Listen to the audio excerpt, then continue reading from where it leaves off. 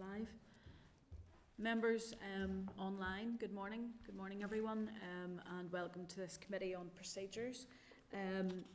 We have a number of people who are joining us online. I'm just going to read as I see it on the screen. Danny Donnelly, Orleah Flynn, Robbie Butler and William Irwin, and in the room with me, Militia McHugh and Trevor Clark. Welcome this morning.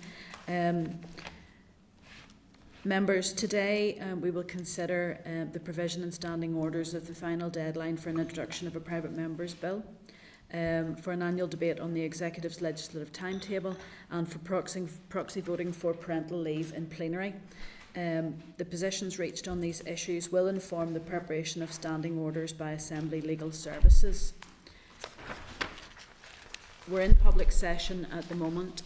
We're not really intending to go into committee or into private session at any stage today.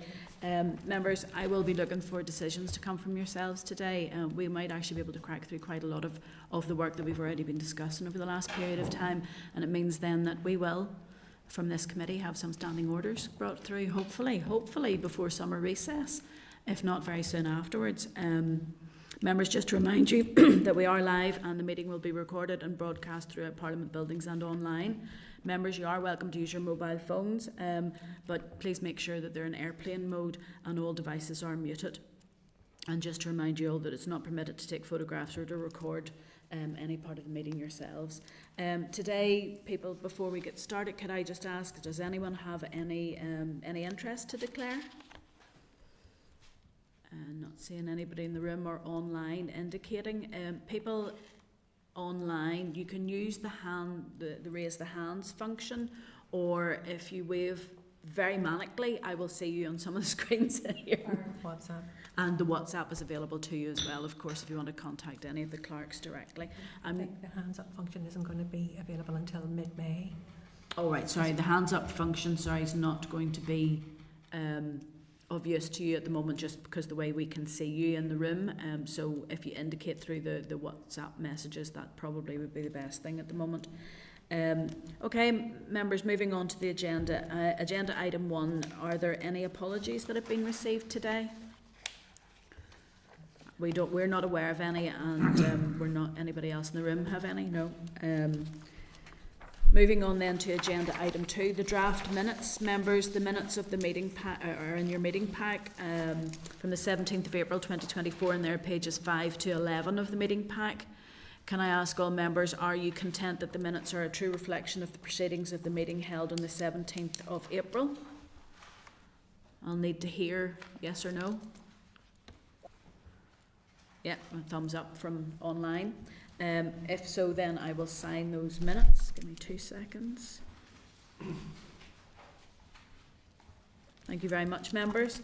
We're moving now on to agenda item 3, which is matters arising. There are no matters arising at this stage, so we'll move quickly then on to agenda item 4, which is recommendations in the inquiry report on private members' bills.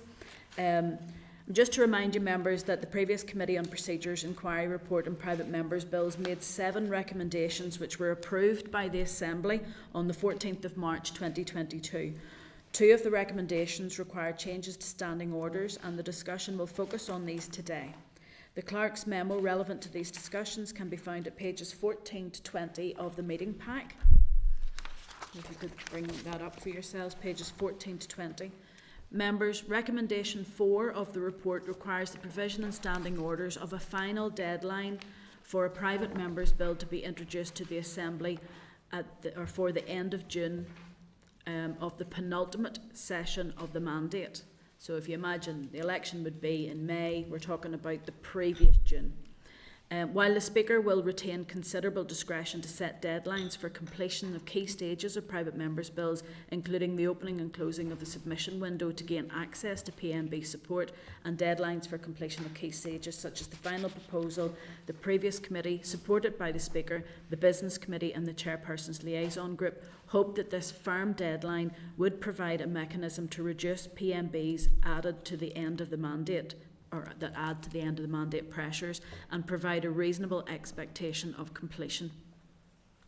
Members, are you content for standing orders to provide for a final deadline for a private member's bill to be introduced to the Assembly? So that's the first stage when the bill's read into the Assembly. And that deadline should be the last sitting day in the June of the penultimate session of the mandate to reflect the recommendation in the PMB inquiry report that was agreed by the Assembly. Is that not still quite late, no? I would agree with you, it would be quite late if that was the date that the Speaker agreed that the PMB could go forward. But given the fact that a PMB may already have had a year's worth of work or 2 years' worth of work done to it, and it's only being read into the Assembly, it's the start of the final sort of legislative part of it. Okay. That's because I questioned that as well. If it had have been just the Speaker saying, okay, you can now go forward with your PMB, I think it's way too late. But the fact is all the work will have been done, and that's when you get, so it'll be first stage read the name in, second stage the first debate, so you're actually getting into the final parts of that legislation. So when's that deadline? June of, so if you imagine 2027 is the next election. Is it? Well, you tell us. But say it is May 2027. So the June before that would be the last date. The end of June. So That makes sense. we're saying the last sitting day in June. So basically, it's the last time a private member's bill could be introduced to start the legislative process through the Assembly. All the other work will be done. Is any of this addressed? I remember there was an issue. I thought there was something an issue in the last mandate that there was a rush to get stuff on. Yes, this is exactly the reason for this. That was part of the reason for the recommendation, was to try and prevent the pressures at the end of the mandate, where there was lots of private members' bills needing time, plus there was lots of executive legislation needing time, and they were all having to be scheduled for the same sittings, so you ended up putting in extra sittings. So the idea of this, I think the Speaker had suggested to the previous Procedures Committee that having this one deadline in standing orders, that the private members' bill had to be introduced by the end of June of the penultimate mandate, would help manage the process of the private members' bills as well, and also give members, I suppose, a reasonable expectation that it would get through the various stages, whereas the later it's introduced, I mean, some of the bills I think the last time round were introduced well after that date, and then there were struggles to provide plenary time and to allow them to progress if that's what the Assembly wanted. That's one part of my question. Another one was, is there not a limit to the number that they're accepting as well? So I haven't heard that from the Speaker yet. There will be Speaker's guidance Okay. on private members' bills that sets out a lot of the stages, and the Speaker can set deadlines for other parts of the process. and the only reason I'm thinking is that I suppose there seems to be a feeling out there that there is going to be a maximum, given where we're at before. Maybe I'm reading between the lines wrongly, but if I'm reading it right, then I suppose what's the purpose of this deadline? Because the other one will probably come first. The maximum will come before the end of the mandate. To be honest, this gives a clear message out to MLAs. If you have a private member's bill, the latest that you can, so you're going to have gone to the Speaker, done your own consultation, and got to the stage of drafting. Really, we're almost to the stage of drafting before this stage. This is the last date you can do that. But you're absolutely right. In the last mandate, I think it was about the January time, there was a massive influx of PMBs. To give committees time to do their consultation and to be fair and give good legislation, and to be honest, be fair to the Bills Office as well, we do need to have this deadline. So the Assembly's already agreed that there should be a deadline. The recommendation is that it would be in June, before the year before an election. That was what the previous committee, I think they looked into this, and in their report they recommended the end of June of the penultimate mandate, and the Assembly endorsed those recommendations when the report was debated the last time, but there wasn't time to bring through the standing order before the end of the mandate, so they've passed it on to this committee to do. Okay. And whenever we had ROA Day, we looked at what all the information was that had come through, and this was from the Speaker's office as well, so it's something that the Speaker is aware of, and I don't believe will have any, will actually just help along with the guidelines that the Speaker will eventually be providing. So members, I'm seeking agreement from yourselves for a request to issue to the Assembly Legal Services to provide a draft standing order and any associated legal advice for the committee's consideration. Agreed. Agreed? Great. Thank you very much. Everybody online? Yes, I'm watching you in camera. If you'd give me the thumbs up that you're agreed. Thank you very much. So just, I want agreement as well, if I could, from yourselves, for me to continue to outline the approach agreed when myself and the Deputy Chairperson meet with the Speaker to ensure consistency with the Speaker's PMB guidelines, which are supposed to be, or are expected to be issued in due course. The Speaker's office we're waiting for them to come back with dates, to be honest, for that meeting. Are members happy if myself and Sinead then take this forward to the Speaker? Just make sure that everything's joined up and we've got that partnership approach between ourselves and the Speaker's office. Agreed? Mm-hmm. Thank you. Thank you. Members, the second required change to standing orders relates to the provision of an annual debate on the Executive's legislative timetable. Section 15.3 of the Assembly and Executive Reform Assembly Opposition Act Northern Ireland 2016 states that standing orders must make provision for an annual debate on the Executive legislative timetable, and the committee recommendation approved by the Assembly was that this standing order should be brought to the Assembly as soon as practicable. Members, a paper outlining the approaches adopted by a range of the other legislators was prepared in February 2023 and has been provided for yourselves at pages 23 to 35 of your meeting pack. Members, I'm assuming that you're content to make the provision in standing orders for an annual debate, but there are a number of issues to discuss and to agree a position on. And these include how specific the standing order should be regarding when the debate should take place, whether there should be a requirement included for the First Minister and Deputy First Minister to provide a written statement in advance of the debate, and if so, the timescale for that, whether the statement should focus solely on primary legislation or provide for the inclusion of significant pieces of subordinate legislation, or whether some discretion should be built into the standing order to provide flexibility in unforeseen circumstances. Members, I will be seeking each of your considerations in turn, if you don't mind. So we want to start off with the first one then, is how specific the standing order should be regarding when the debate should take place.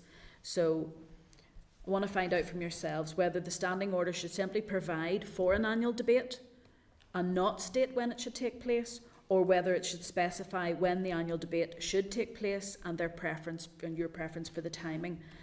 Some initial potential approaches are set out at paragraph 22 of the Clerk's memo at page 18, if you want to move to that. So on page 18 you'll see some of the outlines on that.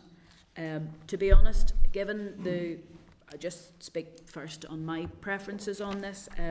I think that we should have an annual debate. I think the annual debate, to be honest, when you think about when an election takes place, which is May, executive ministers then come into place. To give them a fair amount of time, to be honest, to meet with their officials and to plan out their legislative timetable, I think that September would be a reasonable time to have this type of introduction to the Assembly. I will certainly be guided by yourselves, but and people who are on this committee are whips too and haven't been a whip. I'm very aware that the whips will meet in advance of the first meeting of the Assembly. At that stage, if you wanted to, as is discussed later, that would be when we could require that the executive puts their written information forward, and then perhaps the second or third meeting of September could be when the executive's legislative timetable would then be brought forward to the House. But I'm happy, Robbie, you've indicated you want to come in.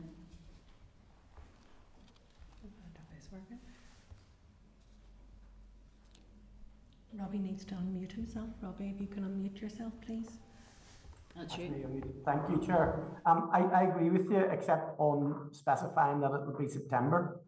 Okay. And the reason is that whilst we have been reasonably predictable in terms of a May election, that's not always going to be the case. If we specify the absolute month, and there's nothing to suggest that if this place was brought down again and then there was an election brought to bring us back or something, that date could change. So my suggestion might be to look at the time difference that you've looked at there. So if there's a May election and you're looking at June, July, August, and we're estimating it 3 months or 14 weeks or something like that. So would it be possible to draft something which said within 14 weeks of the election and resumption of an assembly, that would be the indicative date as opposed to specifying a month?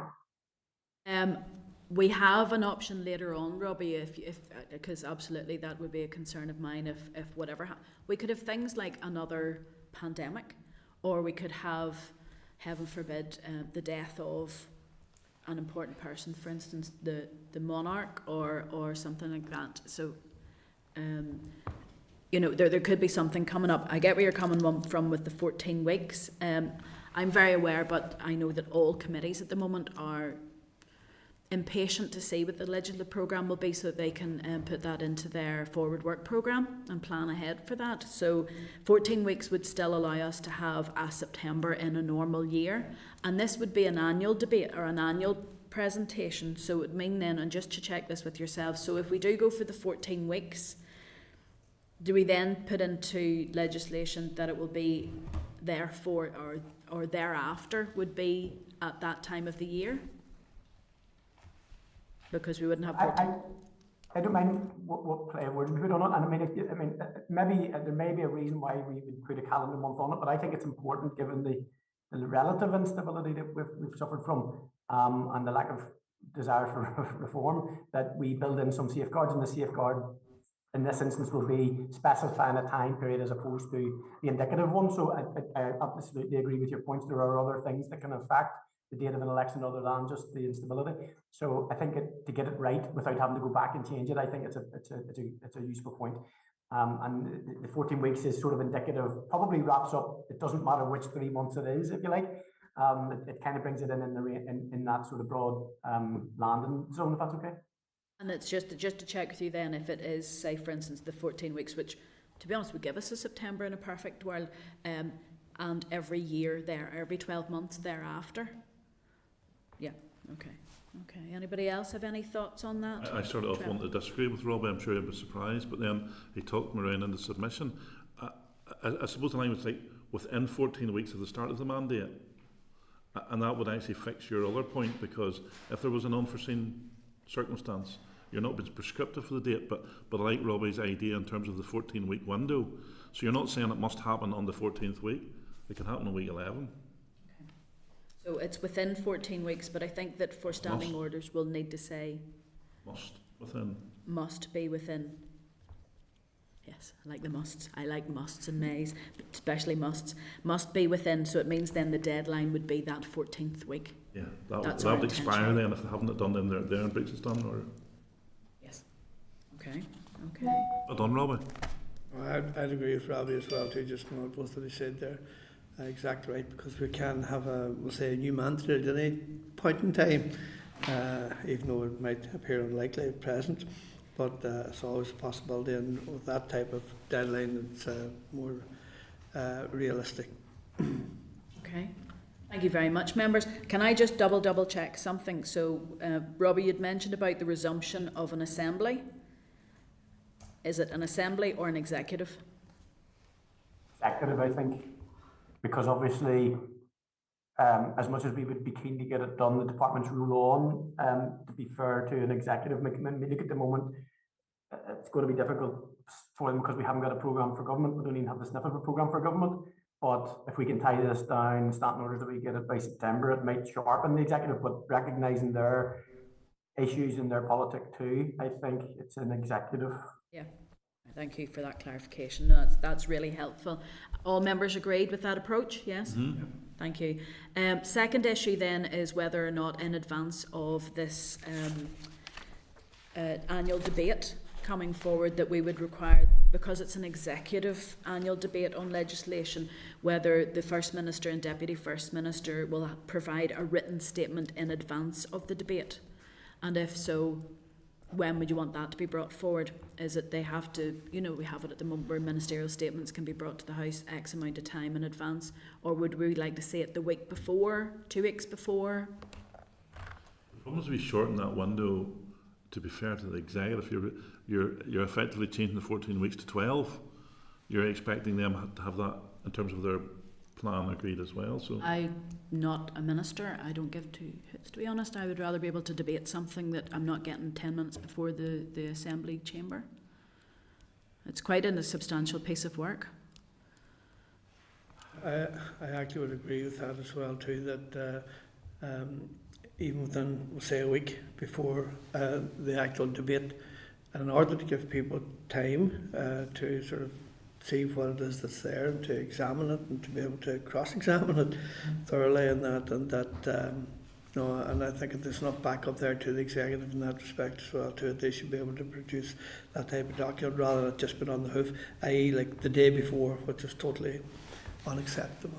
So at the minute we have a situation where we all know, whatever happens, ministers can be quite late with their statements, but if we're going to say for this one, it'll tie in with the business committee when I think about it. So if the business committee are going to be setting into the week ahead agenda, that the debate will take place at that time, then that the executive should be ready for it, all the ministers should be ready for it. I imagine that the way that this will work, so bear with me, is that one, either First Minister, Deputy First Minister, or it could even be a nomination of one of the other executive ministers, can lead on this debate. So they're all doing it on behalf of each other, so they're going to have to provide the information so that this debate can take place together. So that's where, a week before.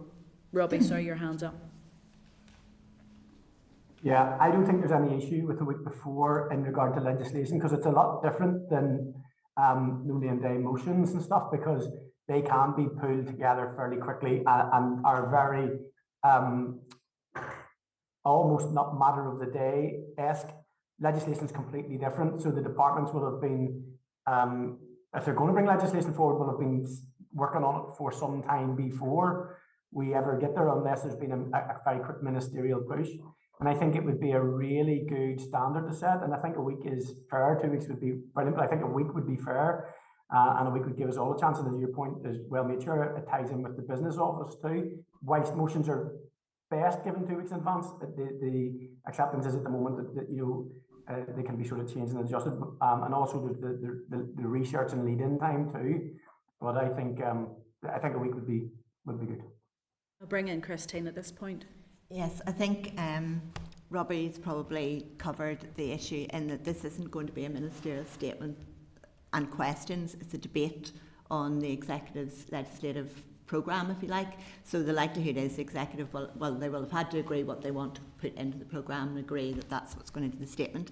If it's helpful at all, there has been one example of this back in 2020 when the Assembly resumed, and under a new decade, new approach. That document stated that the First Minister and Deputy First Minister should publish a legislative programme and indicative timescales. And following the resumption of the Assembly, the Executive Office did publish a statement by the First Minister and Deputy First Minister on the legislative programme. The statement was published on the 11th of February 2020, and then the First Minister and Deputy First Minister brought forward a take-note debate, which was scheduled by the Business Committee and took place on the 2nd of March. So then there was a gap of nearly 3 weeks in that case, where they'd obviously made their statement, and then they put down the motion for debate, and the take-note debate took place. So I think that probably illustrates the way they worked it the first time round. So if the committee's content with a 1 week deadline, that seems more than reasonable. Members happy with that? Yeah. Yep, thank you. So the third issue relates to what the statement should or could cover. As I mentioned at the start, the executive's legislative timetable normally set out the primary legislation to be brought forward, but members may wish to consider whether a reference in standing order that significant substantial subordinate legislation could or should also be included. From my point of view, the more advance warning you have, the better, and if a minister does know that there's some piece of substantial subordinate legislation to come forward, I would be minded to put the could in rather than should, because not everybody's going to have subordinate legislation, but if they have the opportunity to do so, then it would be helpful if they could include that along with any primary legislation. What's members' thoughts on that?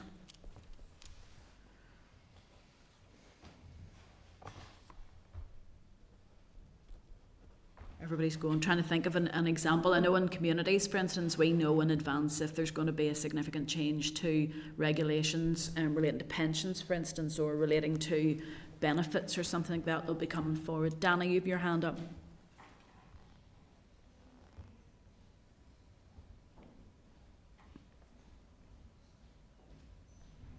And he just needs to unmute himself. That's you. That should be me now.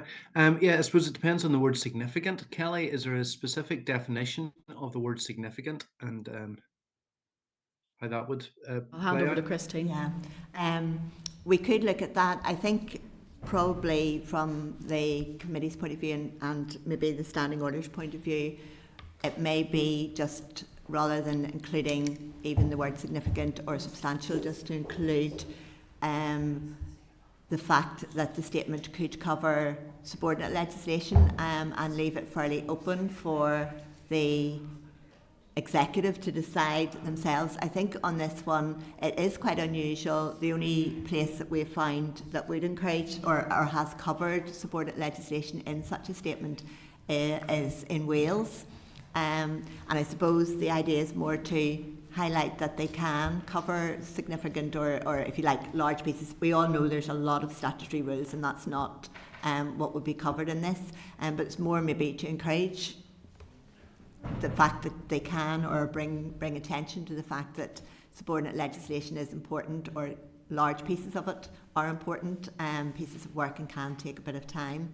I suppose the other way to do it, if members aren't so keen to put it in the standing orders, is for the chair to highlight when bringing forward the standing order in the debate that the committee had discussed this and would encourage the First Minister and Deputy First Minister to encourage or to include, if you like, large pieces of subordinate legislation in their statement if they're in a position to do so. I think the idea wasn't to, if you like, force them to do it and make them do it, because we all know it is quite hard to define that sort of thing, but more to be open to show that any information on those pieces of subordinate legislation are important to the Assembly and would help planning as well.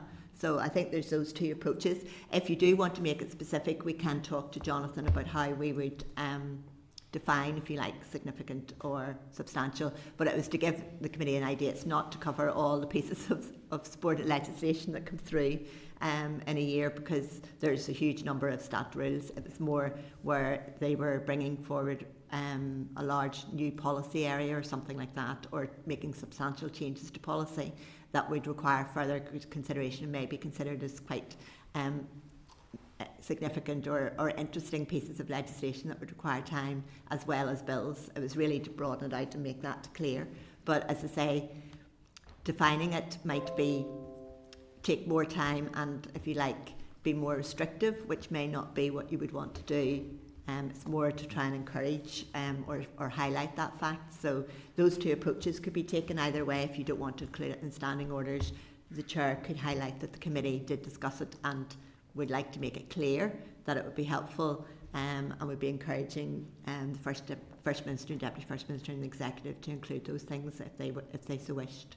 I think that's why my preference would be, if we were to include this, it would be could as opposed to should, because it gives that flexibility.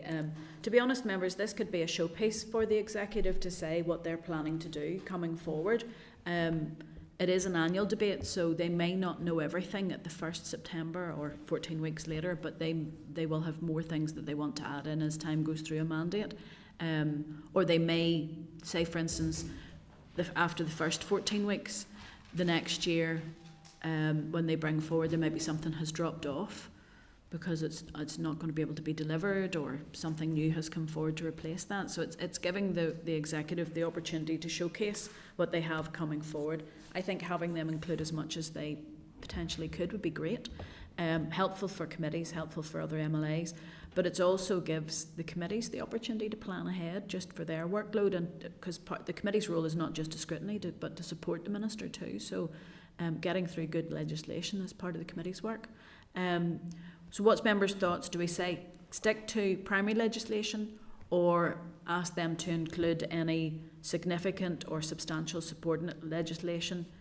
Could or should do that, and we can get the definition of significant or substantial if we need to. We will talk to Jonathan and come up. He can provide advice on how it could be worded to reflect what the committee is actually. It's not to reflect all subordinate legislation. However, we can have that conversation, and he can consider options for that if you want to include it in the standing order. So I'll ask the question then: do the members want to include significant or substantial subordinate legislation in this annual debate? Yes or no? Yes. Yes. Yes, there. Yes, Robbie. Yes, Orlia. How about yourselves? Yeah, so we're going to include that. I think the best thing to do if we've made that decision on that is we'll go away and find out what significant and substantial subordinate legislation might need to mean. Can I just check with you, is it a could or a should? They could include it or they should include it? I think should. Should. What happens if a minister doesn't have any? They'll need to make a statement then to say And why? they don't have any. They may not know. And I'm thinking about communities. They may not know. Goodness knows what Westminster's at with some of their AME money and their benefits. I think, it can be worded that if you want that they should, it still will mean it's just if they have any, it's included. If they haven't, they don't. It's just not included. So that will be fine. It's just whether it should or if you could. I mean, it's really whether could is more encouragement. Should is they should. Yeah. Okay. So you're putting the proposal, Melissa, should. How does everybody feel about that? Say yes or no to including should. Danny's nodding yes. Yeah. Robbie's yes. Trevor's yes. Okay, that's unanimous then. We're getting through this rightly, folks. Thank you very much. So the fourth issue only requires consideration if the committee has included the standing order specific time frame for the debate, which we have. In those circumstances, the question is whether some discretion, as Robbie has brought out about being built in, is what we've talked about already. Has that given enough discretion for that? So we say within 14 weeks. Yeah. And then on an annual, and an annual every 12 months thereafter. That provides that flexibility. But does the 12 months thereafter give it? Because if we say must within 14 weeks and then every 12 months thereafter, do we need to say that would be in case something has happened or it falls within recess? You say annually. Then that's vague. I think we need to say and within. Annually was within a year. I know, but it's when within the year. We'll get legal advice.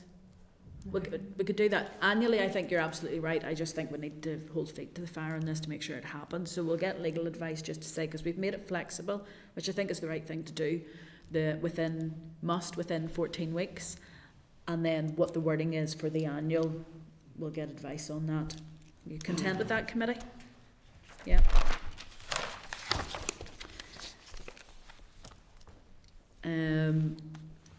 Then another view that I need just your thoughts on is, should there be provision of some flexibility for unforeseen circumstances? Should the Speaker be allowed to suspend standing orders as is under the current provision? Is that enough? Or do we want to say something else, and perhaps that legal information that we're going to get through about the annual might help us with that one. So say, for instance, we have it in our standing orders that it must within 14 weeks of the executive being formed, and whatever the wording is to make sure it happens annually. But on the annual one, there's something unforeseen has happened. Do we need some flexibility there, or do we say to the Speaker, you have the right under standing orders to suspend the House has the right to suspend standing orders to account for that flexibility period? Or do we want to say, but it must be heard then within a couple of weeks or something of the suspension? It's just to give the Speaker as much leeway on this as possible, just in case. What do you think? It would be helpful if we seek legal advice on for your annual on the annual. The wording of how we do that, and at that stage we'll also seek legal advice on how much flexibility that provides, or whether we will highlight that the committee has discussed whether it needs more flexibility for unforeseen circumstances. We'll get legal advice on how much flexibility is already built in that type of wording, or whether there's options to build in a bit more if you want. And when you're discussing the draft standing order, you maybe want to come back to that. Because that might cover us than having to say to the Speaker something separate. Basically, you know, I would be confident enough in the Speaker and that he still would have that right, say, to suspend standing orders, you know, and as I say, that to not have that confidence in the Speaker, well, that would be an awful statement in itself, you know. Just have to be aware that the Speaker may suspend standing orders because something is happening at that time. Yeah. We still want to hear the annual debate. Well, We still want to have the annual if debate. it is circumstances to such an extent of whereby he feels the need to suspend standing orders, then I think then we'll get that, and when we get our legal advice and the proposed standing order back, that might help us, because there are legal brains that will be able to help us with the wording on that to make sure that what your intention is still maintained. Okay. Members, just to note something that's quite important. A motion for an annual debate on the Executive's legislative timetable will be subject to potential amendment in the same way that other motions are able to be amended, unless the committee wish to provide otherwise in standing orders. So is this a take-note debate? Say that again. Yeah, exactly. This is a motion, the same as every other motion that can be amended. So if you imagine that the Executive comes forward and they're saying, we're all planning, communities is going to do this, finance is going to do this, we're all going to do different bits and pieces, and I put up my hand and I have submitted an amendment, and I go, well, actually, I want you to do X, Y, and Z as well. Yeah, so do we want that to be amended, or is it like a take-note debate where I think we'll have to take note, because on one hand we can't ask them to come forward with their priorities and then use that as an opportunity for us to dictate what they're going to do. It is an executive agreed legislative programme, so they will have agreed. Yeah. I'm with you on this one. I think that this is something that it's more for information. It's to help the Assembly. It's How about me saying to Naomi, if she came with her budget, I want to spend it on the court service, and I'm saying no. I actually think you should stop spending the court service and spend it on we all policing. have a vote and we agree with you, and she goes, how am I supposed to do that? Yeah. So I think it's a ridiculous position.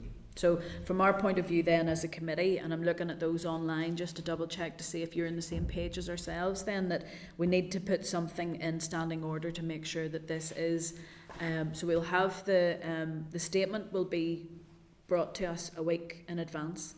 Then we will have the debate in the House, but it's intended to be a take-note debate that's not amendable.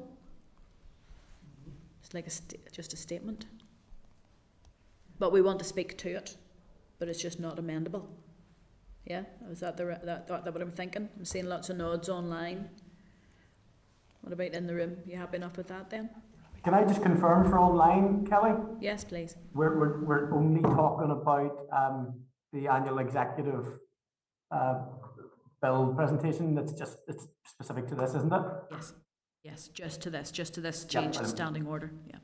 Cool, thank you. Yes, agreed with that.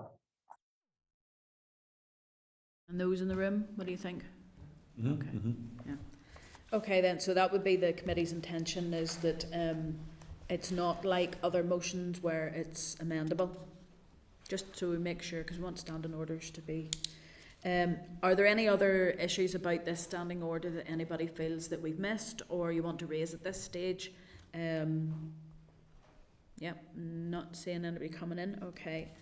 So the committee has agreed then for us to have an annual debate, that it must within 14 weeks of an election, or sorry, of the executive being formed, bring it to the House. But a week before that they must put the written confirmation down that our intention is that it's a take-note debate as opposed to an amendable motion.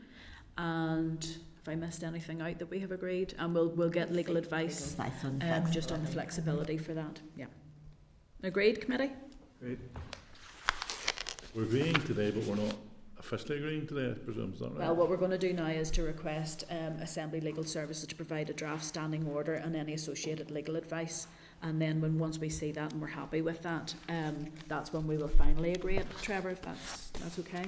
It's just to take forward. We know that this has already been debated by the Assembly, or it's been agreed by the Assembly, and it's now our role to just get this forward. So that's what we're doing today, is taking our decisions on what we want legal services and standing order to look like, but we will have a chance to look at that once it comes back to us again.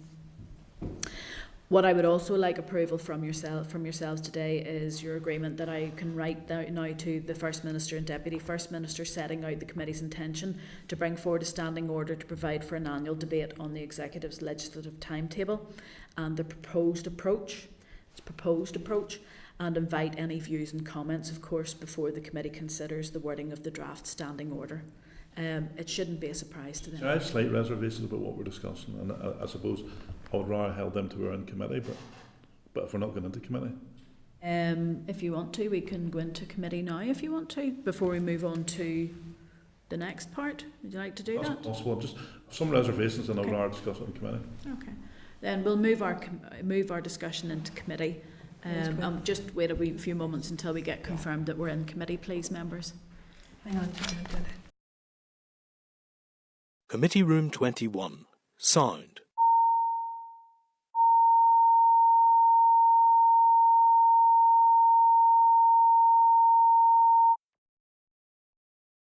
Committee Room 21. Sound.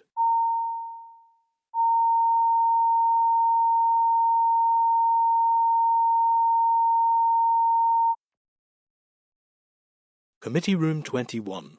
Sound.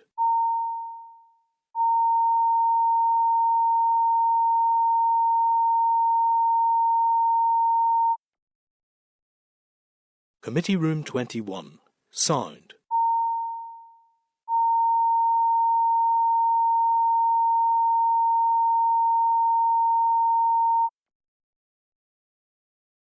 Room 21. Sound.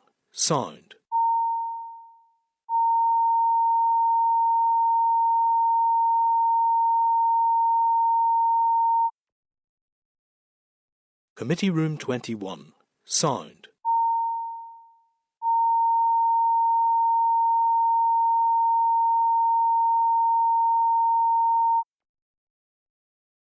Committee Room 21. Sound.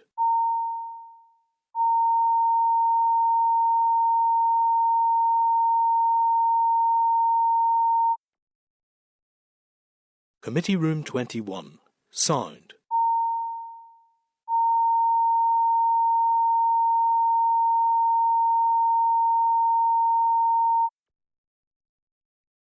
Committee Room 21. Sound.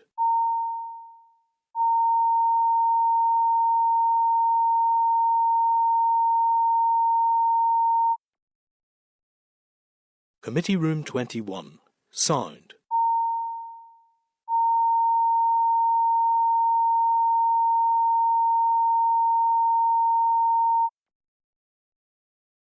Committee Room 21. Sound.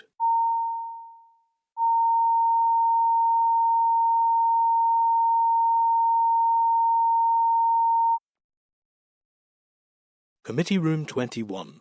Sound.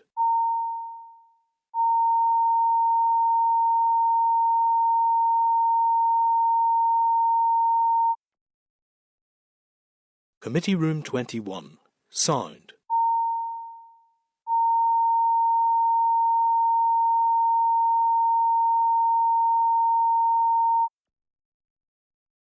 Committee Room 21.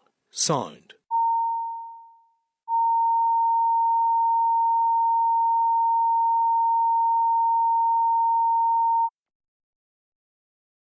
Committee Room 21. Sound.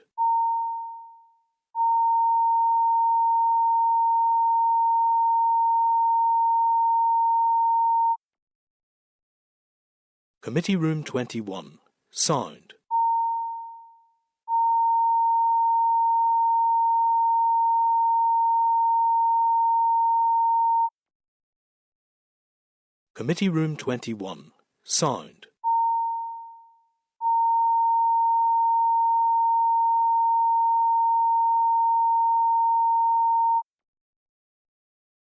Committee Room 21. Sound.